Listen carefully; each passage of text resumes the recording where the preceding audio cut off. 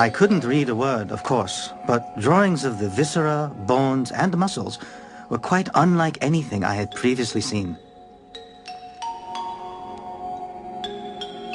Physician Sugita Genpaku couldn't read Dutch, but when he stumbled upon a Dutch anatomy book, he was stunned by the drawings.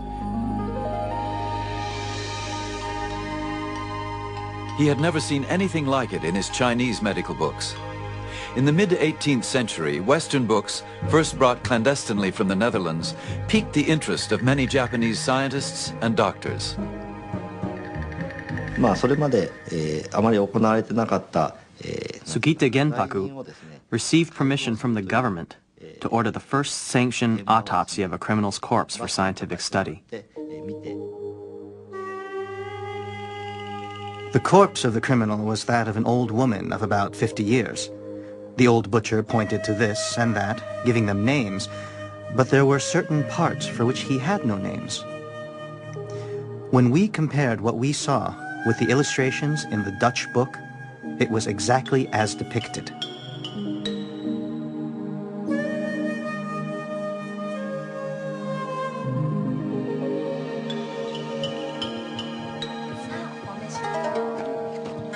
Dr. Sugita and his friends reflected on how shameful it was that they had tried to treat their patients without a true knowledge of the human body. He vowed to learn more. He taught himself Dutch so he could translate the book.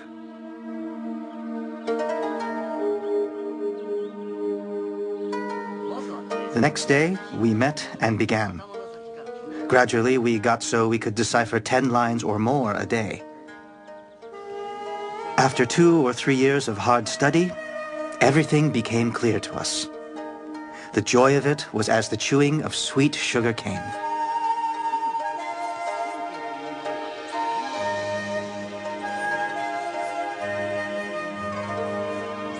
In 1774, the shogun granted Dr. Sugita permission to publish the medical book so he could share his knowledge with other doctors. This book became part of a growing interest in Dutch learning, known as Rangaku.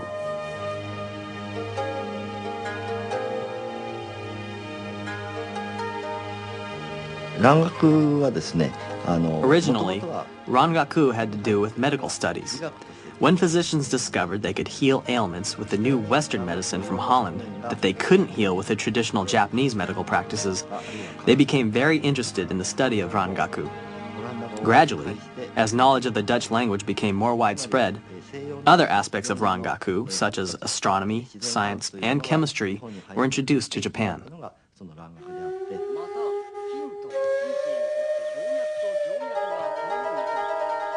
Almost 100 years after Dr. Engelbert Kempfer, the desire for Western knowledge would initiate the push to open the door to Japan from the inside.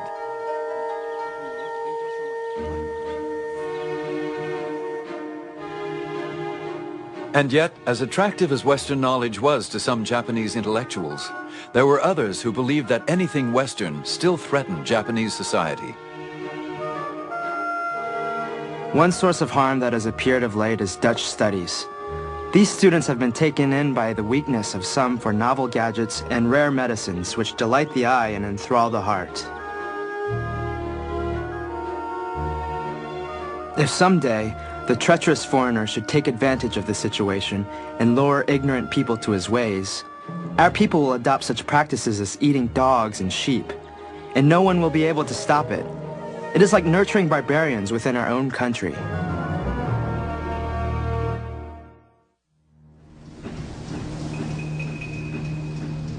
Today, the alien barbarians of the West, the lowly organs of the legs and feet of the world, are dashing across the seas, tramping other countries underfoot, and daring with their squinting eyes and limping feet to override the noble nations.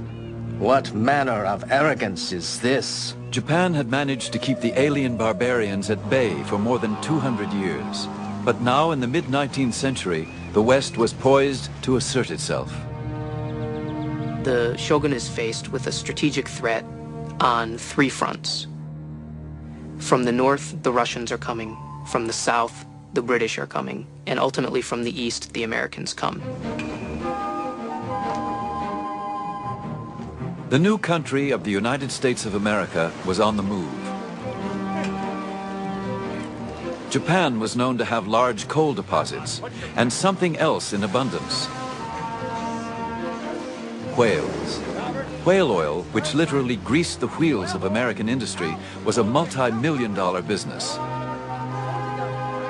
Whale hunters had depleted the North Atlantic oceans. Now America looked eastward to Japan. If that double-bolted land Japan is ever to become hospitable, it is the whale ship alone to whom the credit will be due.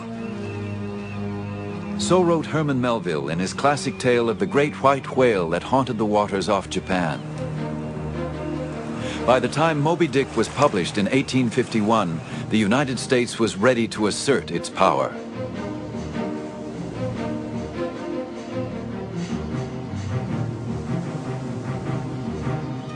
Japan's leaders were aware of the growing push towards their shores. The shogunate had been preparing for the arrival of the West for decades. They had set up a special translation bureau, which was gathering information about the West, translating atlases, translating dictionaries, developing a set of foreign affairs specialists. Key advisors warned of an imminent foreign threat. They urged the shogun to bolster his defenses. We should build warships. Then if barbarians come to our sea, we should shoot every single one of them. Others feared that Japan could not serve as a worthy opponent to the West. Their weaponry and ships had not changed since closing the doors to Europe 200 years before. There was no resolution.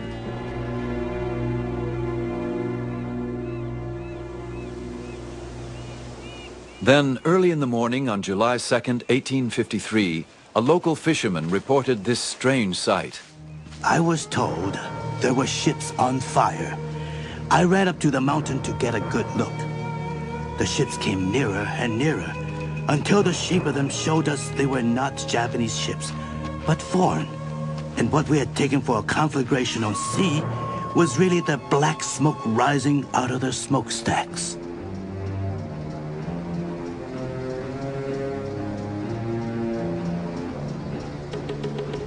These steamships dwarfed any ship ever built in Japan. To the Japanese, they were the kurofune, the black ships of evil appearance. On board were some 60 cannons and almost 1,000 Americans. And they landed not in the foreigners' port of Nagasaki, but rather in the forbidden waters of Edo Bay, the shogun's own capital city.